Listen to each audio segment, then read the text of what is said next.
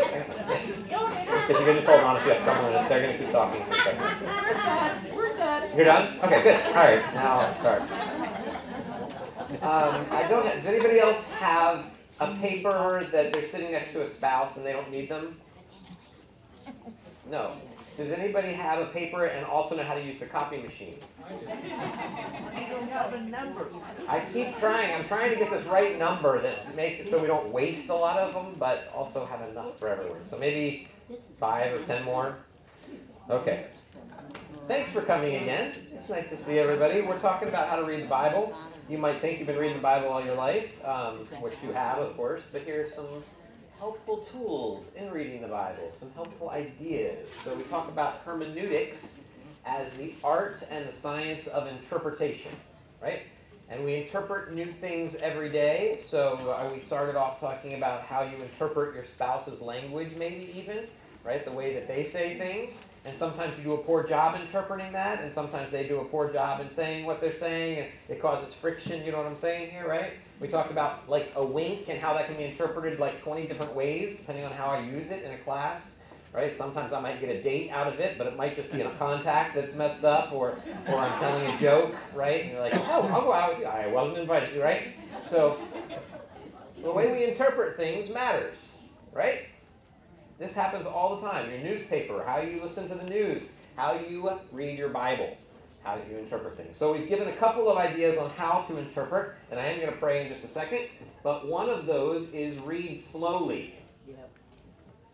Right? We want to walk through the text with details. We want to ask questions of the text. And we kind of showed how we can do that even in Genesis 1:1, right? Bereshit bara Elohim. Right? We talked about that. We went through it very slowly. In the beginning, God created. And we weren't sure what to do. Like we asked all these questions. Who is God? What is God? What does he create? What does in the beginning mean? What does heaven mean? What does earth mean? Are these two different things? Is it a metaphor for something? What kind of questions can we ask in all of these situations? So we want to read slowly, if we're able, in the original language. If we're not, by using a concordance or a tool or something, even a commentary. Then we said, actually number 1 was read humbly. Because we know that we all read with presuppositions. Okay, this has been clear. Gadamer made this clear a century ago that we all have biases that we come to the text with. Those are both good and bad. Some of you have biases because you have been divorced, or you're happily married instead of unhappily married, or you're musically interested, or you have different ways of, excellent, cool, thank you very much. You have different ways of seeing the world because of your job, your calling, right? So we talked about all those things. And 3, we talked about reading triangularly.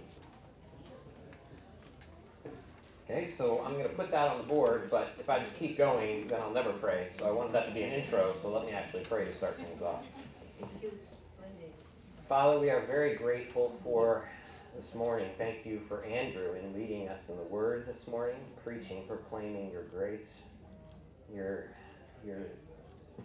a God who brings us in even despite all the change, and you're an unchanging God, and you walk with us no matter what, and we thank you for all of that. We thank you for the ability to stretch our mind a little bit today, to see how to read this Word that you've given us. You've given us something that we're supposed to read and understand and act on. We want to take it super seriously. So help us to learn a little bit today to move forward in our understanding of you and the world. In Jesus' name we pray. Amen. So we talked about reading triangularly, which is my way to summarize some of this stuff and add into the next group of things. So does anybody else need one paper? Yes. I have one paper left. This is, okay, you got it first. Also, we pray beforehand. Reading. And we pray, right. Reading humbly means you have to pray ahead of time. So always pray before you read. That's true too. Slowly, humbly, and triangularly. Triangularly. So let me try again.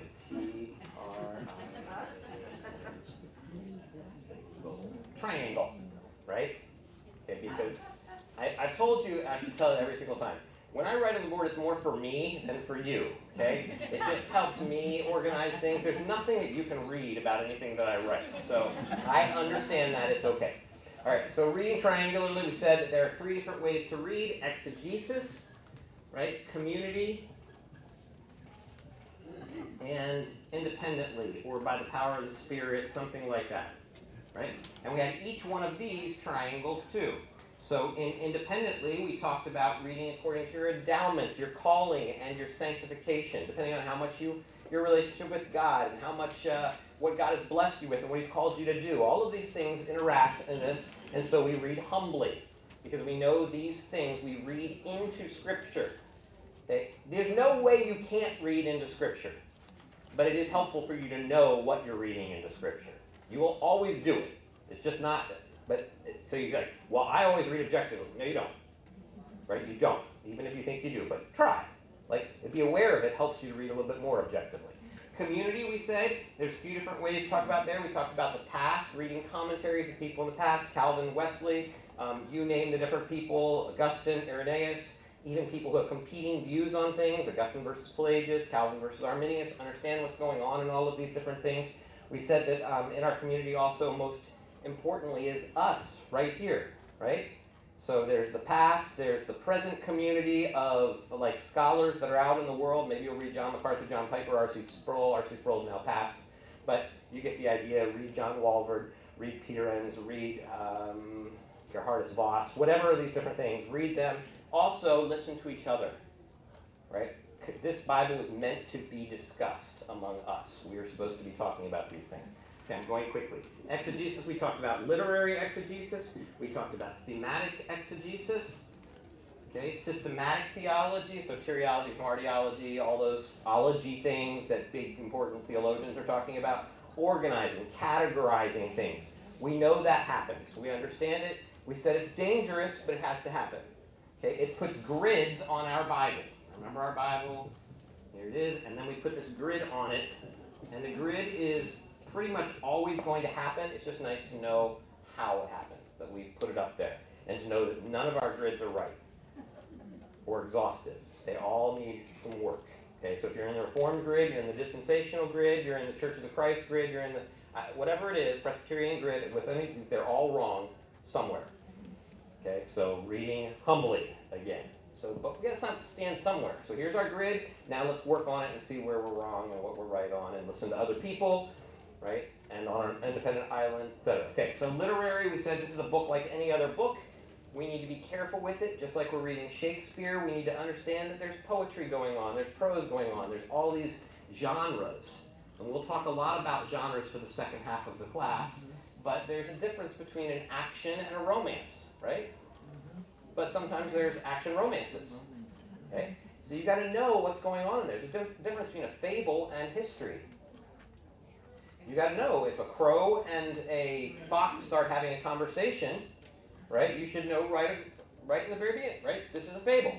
We're not supposed to take this as literal, right? Okay, if I say once upon a time, you've already entered into a world that you know is fiction. Okay, those genre markers exist in the Bible too. You just have to be aware of them. Okay, so when I go through, hopefully in the future I'll go through a class on Exodus or something like that, because I did most of my work in Genesis, Exodus, Numbers. Right? If I go through that class, then I'll show you some of these genre markers, some things that say, hey, there's something going on here. There's some twisting of the facts in order to create a storyline for you. Okay, well, no, let's not do it, because then I'll go down a rabbit trail. That is what I do. The rabbit trails are always the most fun, but I got to stay only with a couple of rabbit trails or we'll never finish. So, literary. So we're looking at that. We're looking at chiastic structures, right, where the centerpiece of the text is the main part and not the first part. Okay, so then there's 3, 2, 1. That's a 2, 1. So they match each other when we're looking through different texts. So we're going to get to Song of Solomon when there's another class going on right now, a marriage class. So when Jeff has to take a break, he's going to leave for a week. He's going to send his class here. So we're going to look at Song of Songs, right? So get ready for that. If you embarrass easily, that'll be the week you don't want to come. So we will talk about that in all of its detail and all of its sacred pornography, because that's what's going on in this book, and if you don't see it, you're missing out on a lot. Okay, there's some stuff going on in there, but we'll get to that and talk about that in the light of marriage and how it all works. So that's all that stuff. Now let's talk about historically, to lead us into the thing that I just gave you. This is the final part of this here, history, and we'll deal with this week and next week. I want to say this from the very beginning. There is a huge difference between historiography and history. And I'm going to write it like this.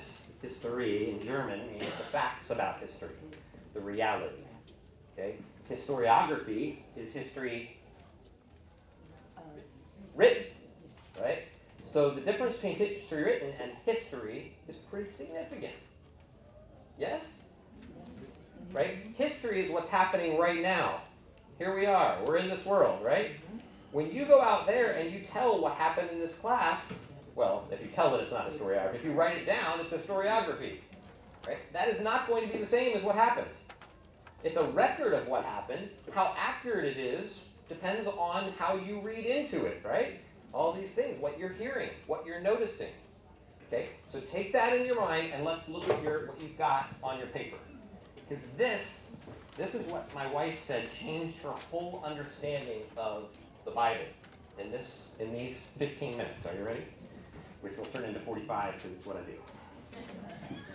Okay? And if you want to say, well, I don't know, that changed her view on everything. That was terrible. Then take it up with her. No, we can't. So here's what we're doing. Here you are. Okay, you're in the church. Okay, so we got the church, and of course the church has this on it. It's got stained glass window. Wait. Pedagogy is important. Be patient. Okay, so here he is, and he's a scholar. So scholars, of course, have, like, let's say, a little hat, a tassel. Okay, and he has in his hands are over here now. He has in his hands some binoculars. Okay, and he's checking out the past. So this is you. You're a scholar in the church, and you're checking out the past. Isn't that what you do when you read the Bible? Let's put some of these back on so I don't mark myself up into it. Oh, see, I've already messed it up. Okay, so you're looking back on the past. You're looking at an event, which is way over here. We'll call this the event world. By the way, I call this reading vocalically. Yes, I'm creating words, okay? So when you vocalize something, you have vowels, right? That's how, so you have an unvocalized text. A vocalized text is vowels. What are our vowels in English? A-E-I-O-U. Wow, good job, everyone. A-E-I-O-U. All right? So the vocalic world of interpretation. Okay, so here's our first vowel, I, interpretation. Okay, this is just a heuristic tool. This is just so you will be able to remember this in the future. Okay, the first piece under interpretation is the event world. Now here we are. This is the us world. Okay, so we've got an I, we got an E, and we got a U, right? So we still need an A and an O, but we'll get to those. You already know what they are because you have the cheat sheet in front of you, but pretend you don't. Okay, so this is the us world, and we're reading into this event. Okay, let me make it a little bit closer to that. Okay, so let's say, for instance, I've given you a for instance on your paper. An event would be Genesis 1, 2, and 3. Okay, God creates the world, creates man, the fall, you know that story. Okay, so he looks back, he or she is looking back on this event. This is something that actually happened. If you had a time machine and went back there and were looking at it, it was happening right in front of you. God's like, let there be light. I don't know what it looks like. I'm just kind of telling you what the record of it is. Okay? Whether that is something that happened in history or not, something you have to decide. I, as an evangelical, think it happened in history, so we're going to stick with that for now. Okay? But there's some other questions. If you're asking questions and reading slowly, other Christians or other people out there hold on to other things. But we're going to assume some things for the sake of conversation. Okay? So that is, something happened back then. You've got a time machine, you're standing there, you're seeing something. Okay? Like here we are in this class. There's a record of this from this video camera. Okay? It is recording everything that happens. But when you watch that video camera, what will you be missing? You'll be missing a lot of things. You'll be missing like everybody from probably here over in this class. All this is centered on me. Right? As all good things should be, right? Okay, not at all, right? But it's focused on me because the class is for people who can't come to the class, right? So they're focused on me. And even the people that it sees here, it's just getting the tops of your head. It might see if you fall asleep during it, like your head just keeps nodding. It might be able to catch that, but it's not catching it's not catching anything behind it. It's not catching the clock there. There's a spider over there. Not really. It's okay, right? Like, it doesn't get everything. It's selective in what it's choosing, right? So whenever you tell history, historiography, you are selective in what you choose. Okay, so even that video camera is not really giving me an event. In fact, the event when I was talking about the video camera is over now, right? So it doesn't exist anymore. You will never see it again. It doesn't exist in reality at all. It's done. It's impossible for you to see it. I'd love for you to be able to get a time machine and go back and see the event of it raining or something like that, assuming you're in the ark, right? And doing all these things. But it's done. You can't have it. The problem that we do in our Sunday schools and stuff when we're teaching our children and things is that we in our us world, we grab hold of the event world and we bring it back to our us world. But the event world is not, let me be careful how I say this. I'll say it and then I'll make caveats. Is not relevant to us. Okay? That is for us that are readers, those interpreters of. It is relevant to us. The history is very important, I think. But we don't know what it is.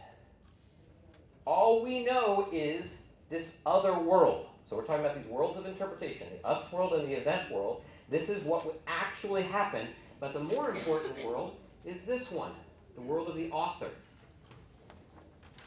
So we are seeing all the way here when we shouldn't be seeing that. In fact, we can't see that. So in reality, we should be focusing on this world.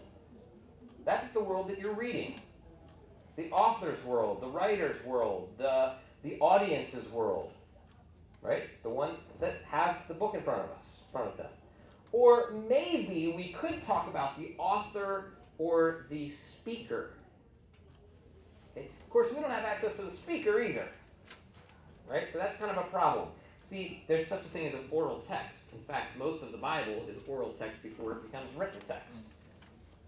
Because keep in mind, this is really important, less than 10%, and I'm being incredibly conservative or incredibly liberal with this number, are literate at the time of any of the writing of the Bible.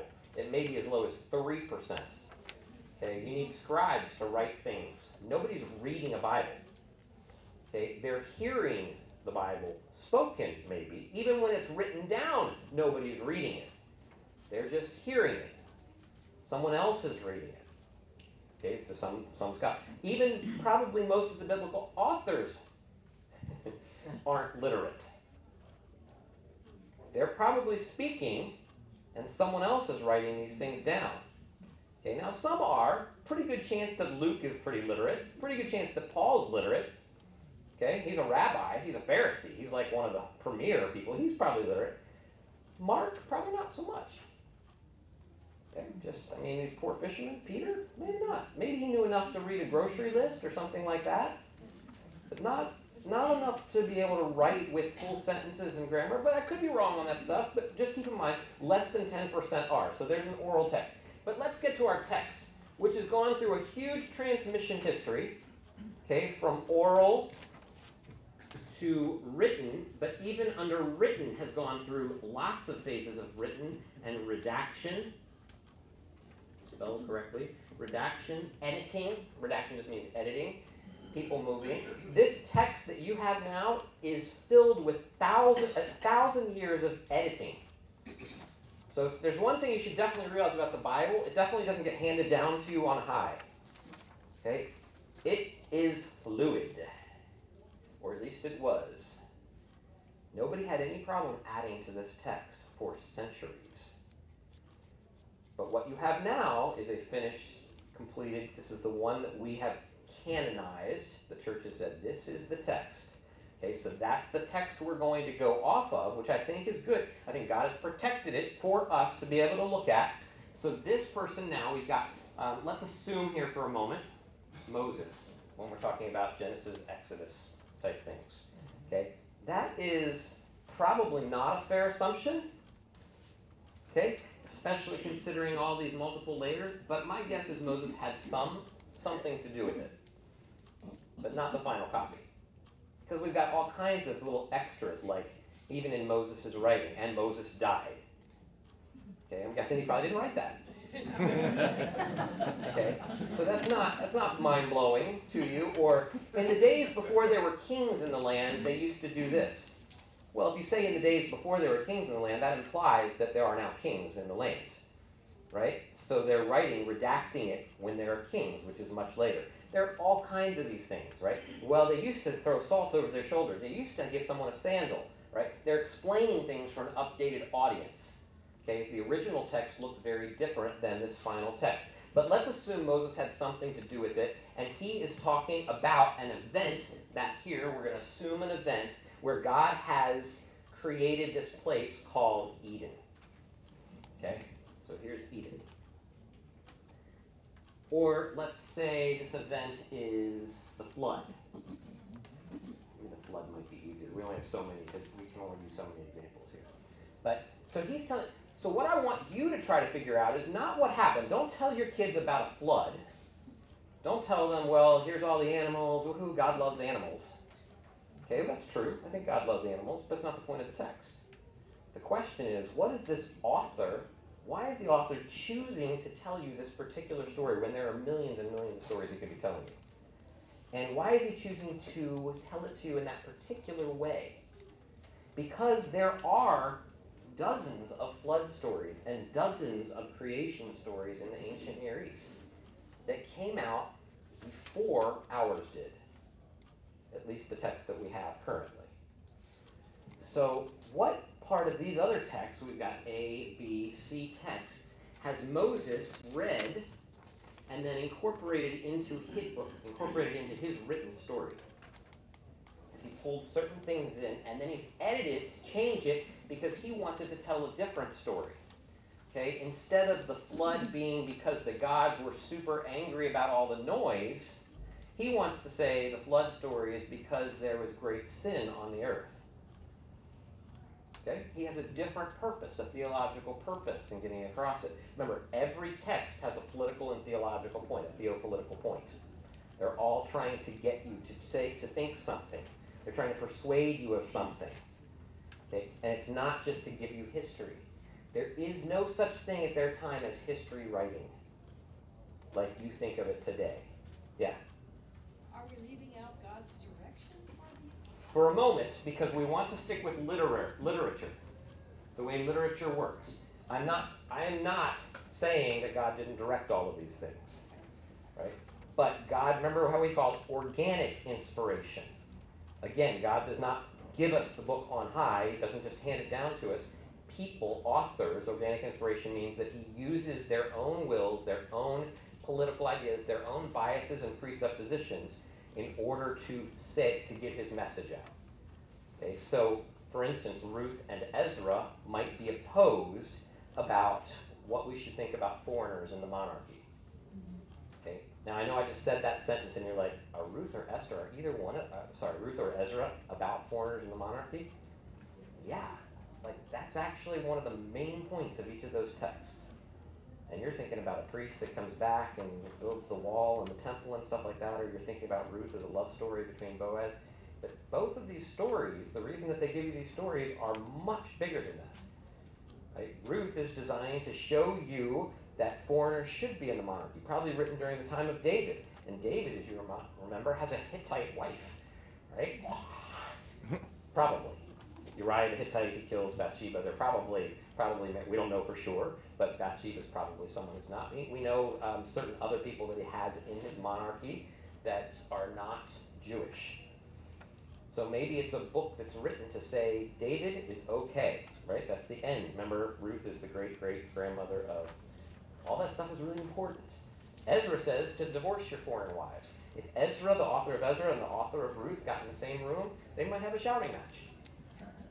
They have their own views on things. That's a good thing. It's actually this tension that shows up in the Bible that shows us what we're supposed to believe about certain things. If everything is harmonized, then you're missing the point. The point is that each author, Mark, Matthew, Luke, John, have different reasons for telling you their stories. That's why they tell them to you differently, because they have different agenda. Luke is very focused on the poor. Matthew couldn't care less about the poor.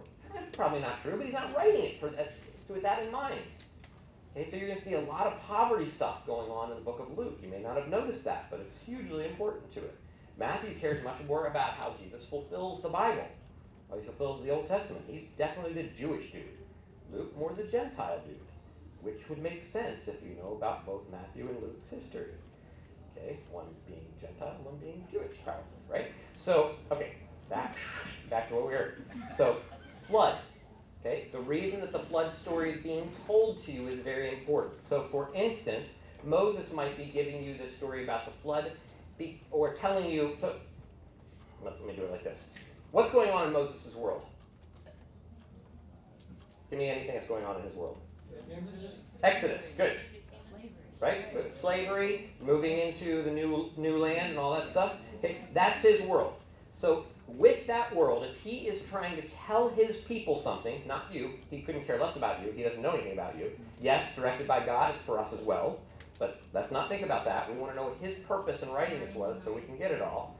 So if he has this world where they're escaping Egypt and moving into the new world, why is he going to tell you the story of Eden or the flood? Or something like that. Or why is he going to tell you the story of God opening up the heavens and the earth? Things like that. Like, there's probably a reason why in day 2 and day 3 of creation that God splits the seas this way and this way so that he can place mankind. You know that story? Like, that's what's going on in those first couple of verses of Genesis. There's tohu vabohu. At least I'm not writing in Hebrew, right? It's said in Hebrew, but I'm not writing it, right? You can read that. Well, if you could read my handwriting. Tohu vabohu, right? Chaos, formless and void is how we often translate it. This is chaos. This is the world that he lives in. And then he starts speaking into the world. He starts changing things. He starts fixing things. So we've got a chaotic world. That is, the Spirit of God is hovering over the face of the waters. Okay, so we've got a chaotic, watery mix. I talked about the surf, and remember this? Right? That's what it looks like if you're surfing and you get tumbling and there's sand everywhere and water, you don't know which way is up, and you can't live in that for very long. You have to eventually stand up and be outside of the water. Well, that's what God is doing with this. He is pulling the firmament, right? He's creating water, separating the water this way, and then he's separating the water this way. Okay, let's start over. Okay, so here's what we got. Pedagogy again, very important. Okay. Okay, tohu vabohu. Okay, let's make it bigger. This is what you're supposed to think. Chaos. Complete chaos. So the goal is that mankind, that the image bearer, will be able to live in this new world that God has created. So he's created the heavens and he's created the earth. The place where God dwells and the place where man dwells. Okay? Right now, in between here, is nothing but chaos. That's this. Okay? He wants to make this place for him to dwell. Actually, for all of us, this is all chaos. Okay? What he's looking to do is bring his image bearer. This is what kings do. When kings conquer a new area or they create this new place, they leave a king in charge and then they go back to their home. Okay, usually they leave an actual king, but then throughout the city are statues, icons, images. God creates us in his image. That's very important. He creates us as a statue so that we can represent him to the world. You've heard that language a lot from the pulpit, right? This is our job, to be representatives. But if you put man in here right now, he's not going to last very long, is he? So therefore he has to take the tohu vabohu and make it livable. So then he starts doing it. So he separates like this. Okay, we're going to talk about reading mythically. We're going to get back to this. So basically he sets a rakia, a firmament, that will keep the waters above from the waters below. Okay, unfortunately, if you put man here, what's going to happen? He's going to still drown. So they have to separate the waters from the waters this way. And the land appears. It doesn't say that he creates the land, it appears. So he separated it. So now he can make his icon here. And of course, day 4, 5, and 6 are also images of this. He puts birds in the sky, fish in the sea, right? He puts sun, moon, and stars, right? That's what's happening on the rakia. And so now mankind on day 6 and animals are able to live. He's now the image bearer. He will represent God to all the animals. Okay, now this is metaphorical conversation here. You should know this. This might be absolutely history. There may actually be an event, but what Moses is doing is he's telling you a story for a purpose. He wants them to know they're supposed to be image bearers because they're living, this is a real problem, right? They're living in Egypt, and the only image bearer of God is Pharaoh. He is made in the image of Ra, the sun god. I am the king, you will worship me. And they've been living there a long time, and they're starting to buy into this stuff. So he's writing a passage to be able to make sure that they know they are all created in the image of God. Not just this one who thinks that he is divine. They all have divinity in them. Don't take that as heretical. I'm just trying to move us forward. They all have, God is moving in them, is doing something in them. Okay? So do you see the reason he's writing this? This makes sense? And so, yeah. But the way you're saying it, you're making it sound like Moses is taking this story that everybody else is telling, and I'm twisting it into a God-shaped thing, but it's still just a story. Okay, so yes to everything except for the last little bit there, except it's still just a story. So yes, he is taking a story that everyone knows in the ancient Near East. Everyone knows, in fact, they've got multiple stories, and he is twisting it to be a God story. Is it just a story? No. If you mean by that, is it just some imaginary thing that he cooked up? Not at all. So I said we made certain assumptions that there was an event, but what happens in the metaphysical world is not given to us, right? Because he's telling a story, but I don't mean by story fiction, but he's shaping it in a certain way to give us a theology. His goal is not to give us a picture of the past, at least not only to give us a picture of the past, but to give us a theology about what we're supposed to believe about what we're supposed to do. So he tells this story in order to preach it, in order to say, hey, you're image bearers, get out of Egypt and move forward to this new land. Or you've moved out of Egypt and now you want to go back, but this is the point, this is why you were brought out of here, so you can be image bearers. By the way, the whole Exodus story is about them going and worshiping God in the wilderness, right? So that's the whole point, that they represent God well, that they have this relationship with God. So he's trying to persuade them to do something. You can do the same thing with the flood story. What's happening in the flood? Okay, God has thrown down, right? We've split the waters this way. Now, you know what the flood is, right? It's the end of this story. God has done this. Man has screwed it up. Thanks a lot, man. Right? And so now he is going to, he created the world and said it was good, tov. By the way, that's not moral excellence. That's useful. It's good, tov. It's utility. It does what it's supposed to do. Okay, it does it very well, even. But now things have gotten so bad that even, and I know your theology might be different than mine on this, just ignore it in order to keep moving forward. Even the gods, the Elohim in heaven, have come down and they have intermarried with the daughters of man, Genesis 6, 1 through 4. Okay, so however you understand that, the point of that purpose, the point of that story, is to say things are as bad as they can possibly be. Right? The realms are starting to mix together in ways that they weren't supposed to mix together. Okay, we're not there yet. With that, we do want these realms to mix together, but not yet. Right now, all we want is this spot here to be where God walks. This is Eden, or the temple, or the sanctuary, or the place where God and man dwell together. Yeah. So with the flood story that Moses is shaping, this is actually God's washing away the sin. Yes, I think that's what Paul is going to do exactly with that story, but we haven't gotten to that story yet.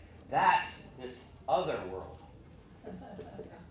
That's Paul. Paul is going to reinterpret Moses, which is exactly what he's supposed to be doing. By the way, it's exactly what you're supposed to be doing. Right? Reinterpreting Moses. You're supposed to find out what the original meaning is and then move forward with that original meaning for a new audience. So you're going to do some weird things with it. But wait for that one. We're going to get to that one. Yeah. Question? In the Bible it says you can have a little wine for your stomach. Uh-huh. We're not allowed to have that at all in grace. All right. So how many grace people here? Admin grace people? Anybody? Nope, I can say whatever I want. Awesome. I mean, I love grace. I have lots of friends there. And they are allowed to make their own rules. And they can do that. I mean, I've worked at universities that said I'm not allowed to have a cigar. So when I'm working at those, I don't. And then said I could.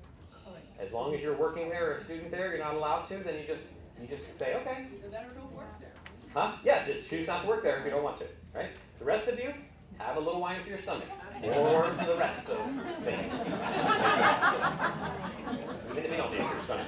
Okay, all right, I will finish this. Yeah. It's better to turn out to say something like Moses is shaping a narrative, just like Paul will later shape a narrative. That's exactly what's happening. Yeah. So Moses is interpreting this world in the same way Paul is interpreting this world, in the same way that we're interpreting this world. Or, as Brad said, he's shaping a narrative. Right? And that's what we're all supposed to be doing. In fact, I would say everybody in this other category, all they're doing is reinterpreting Torah for their own time. So if you're a prophet, you're reinterpreting Torah.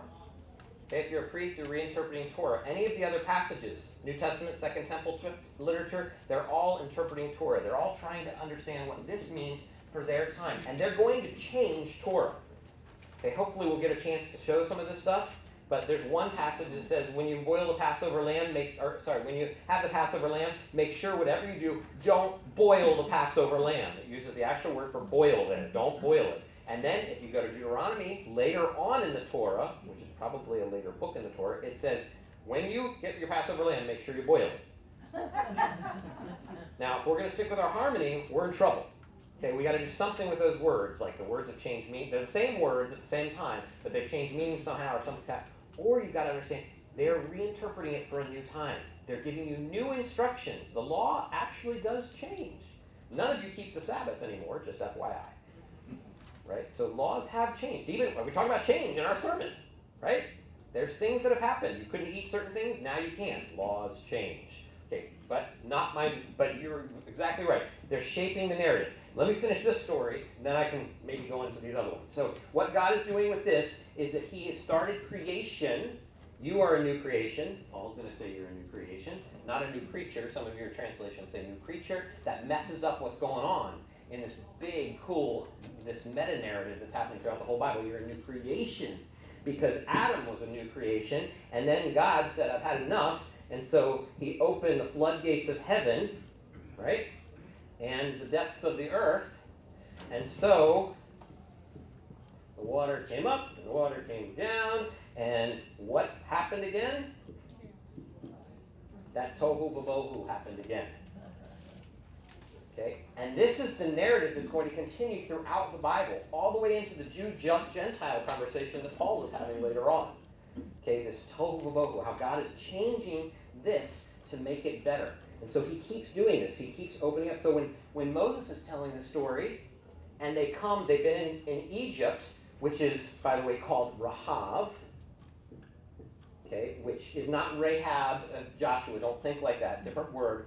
In fact, I'll just go ahead and spell it differently just so it doesn't mess you up. Rahav, it's spelled with a B. Who cares? Rahav is a sea monster. Okay, and throughout the Bible, things like Leviathan, sea monster, right? Tehom, which shows up in the very first verse, second verse of the Bible.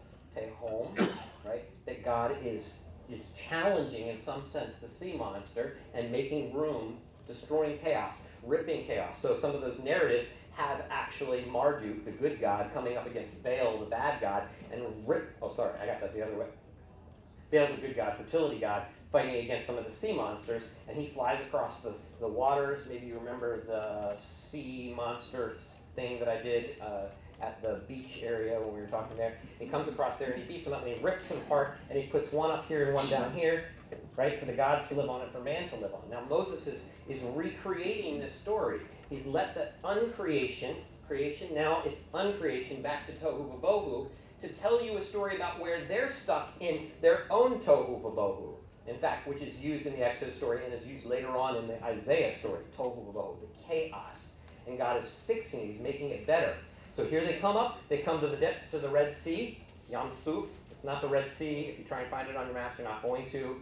It's the Sea of Reeds. I don't know, I wish they wouldn't translate it Red Sea, it just messes us up, but it's Sea of Reeds, and we don't know where it is. They come up to it, and the bad guys are coming. Chaos is here, okay? Sea monsters on both sides of them. You're supposed to recognize this. Okay, that Rahab, Egypt, is known as this great sea monster. The Nile, right, goes through there. So they even have these water gods, Nile gods, okay, that are shaped like a serpent, right? The Nile River. You guys all with me? Just nod your heads like I'm following you. All right. So now the Nile gods are coming at us here. Leviathan, seven-headed monsters coming at us here, and we've got this sea in front of us, the Yam Suf, and we're stuck. And so what does God do? When he rolls up his sleeves, he ain't just putting on the Ritz. Our God is an awesome God, right? So saying Rich Mullins. All right. Yes. And so he goes to battle against chaos, just like he does in Genesis, right? And he starts ripping it apart. And so he rips it open, and it says that they go through. I mean, does this open the story up a little bit? They go through on dry ground, and then they look back. I'm just assuming what the narrator looks back, and they see chaos coming at them through the chaos. And then God takes the chaos and he destroys the chaos with the chaos. Isn't that a cool story? Like, you're supposed to stand up in Exodus chapter 15 and sing, right? Great as mighty as God, he has thrown the horse and rider into the sea. And we're all supposed to be singing that song for eternity, because that's how God messes with the world, right? He's creating things and he wants to make this new place. So on the other side, Moses comes out. Oh my goodness, I didn't talk about this at all. All right. So Moses comes out on the other side with all the people, and they're singing the song, and there's a new creation, right? We've had a new creation with Noah. Noah messed it up. We had a new creation with Abraham. Abraham also didn't bring it through. Isaac, Jacob, they still don't bring it through. Now we've got Israel put through on the other side, a new creation. Moses is going to bring us through. He's going to go. We're going to all go into the new land. Everything's going to be great forever and ever. Nope. Right? And so there's this story, this reciprocating the story, this recapitulating story throughout of creation, uncreation, creation, uncreation. He's going to keep going. All right, let's do this again. Now I'm going to choose a soon. So finally, this is the coolest. I got to stop. But this is the cool part of the story is that he says, all right, I'm coming. I'm going to do this right. Now we're talking. And so Jesus is going to come into the world, and he is going to start defeating all of these chaos monsters. Right? That's the whole thing. So these demons that come, you know what a demon is? A demon is one who doesn't allow the order to remain. That's what they are. They're chaos monsters. Okay? And he's going to silence you. Enough. You, into the pigs. Okay? Into the unclean. Those areas. That's how they would have understood that. Go there. Right? And peace be still. Or if you remember Gar, right? Where he screams out to the chaos, enough! And the wind and the waves obey him. And he walks across the sea. These are all, you're supposed to see in all of these things, this God who is recreating tohu vabohu. And then they crush even this one, right? He does everything right, and they crush even this one, and then the resurrection, and you're supposed to like, yay, new creation. And Paul starts using that language throughout. New creation. He's the first fruits of a new creation. You are now the new creation. You're the second, right? And it happens right now. Like, you have been newly created. And so your job is to get rid of the tohu vabohu. So that's what you say. What's your job? I'm a tohu vabohu destroyer. Where do you do that? At Grace College, at Zimmer. Like, how do you do that? Oh, I'm just always always about, Bethel. God has made the house of God wherever I go. And wherever I go, the seas and the chaos splits, and we bring order and joy and beauty and hope to the world. Does this make sense? So that's what Moses is trying to do. We can come back to this because I am out of time. But he is messing with this story, like whatever happened. Remember, Moses doesn't even know exactly what happened. It's centuries later. Okay. Now, certainly God could have dictated the story to him. That's not organic inspiration. I don't know any scholars who think he did anymore, but maybe some of you have grown up that way. That's fine, whatever. I mean, I'm not here to destroy all of that. I just want to say he's definitely manipulating things, not in a bad way. I know that manipulating sounds bad.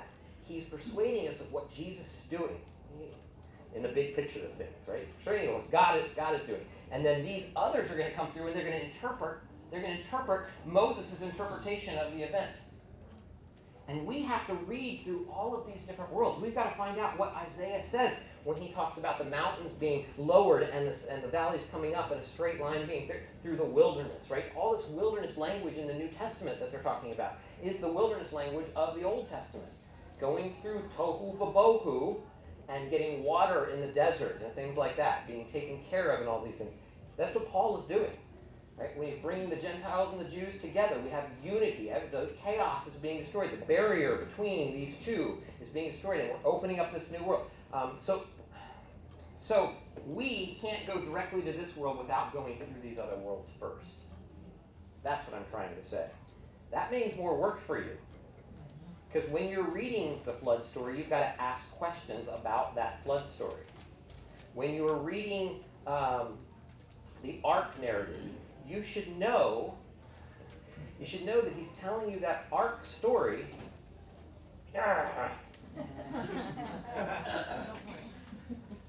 He's telling you that ark story because Moses himself, we'll start with this one, but I'll just mess with you. Moses himself was placed in an ark in the water. Okay? And that word, tevah, in Hebrew, only shows up 2 times in the Bible. One time is in Genesis 6 when he's told to create a tevah. One time is when baby Moses is placed in the reeds in a tevah. That's got to be purposeful. Like there's some awesome literature going on here. And there's a reason that he's telling you about him, about how Noah started in a tevah and why he's now in a tevah. Okay, because he's a new Noah. He's a new creation. He's saying, I'm the authority in this new world.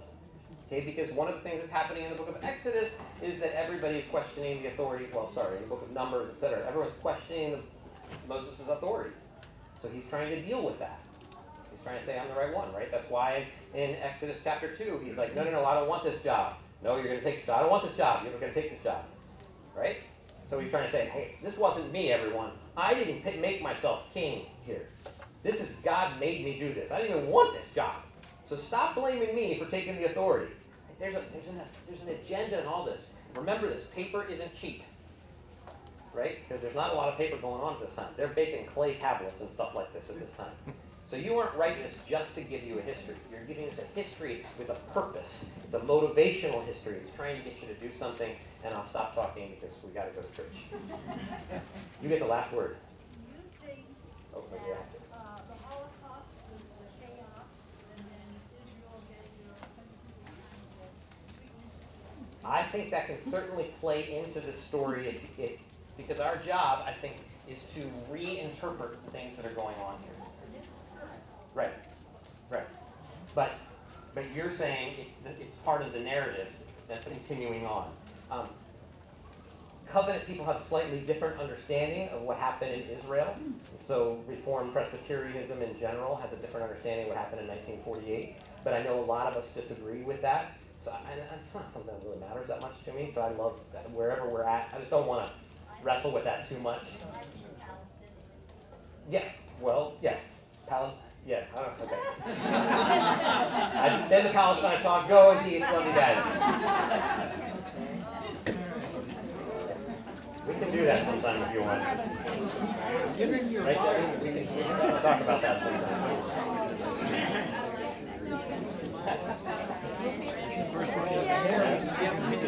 I didn't know he was doing the class until a couple of weeks ago. I saw it. Oh, Michael. Oh, you're right. How are you today? Megan? such a lovable jacket. I love it. Tell me your size. I'll get you for the next Your turn. Yes. How you doing, Jim? Mary? Food for thought. Are you doing?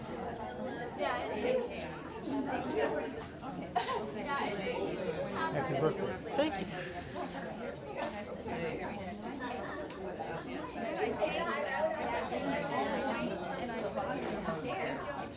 What's happening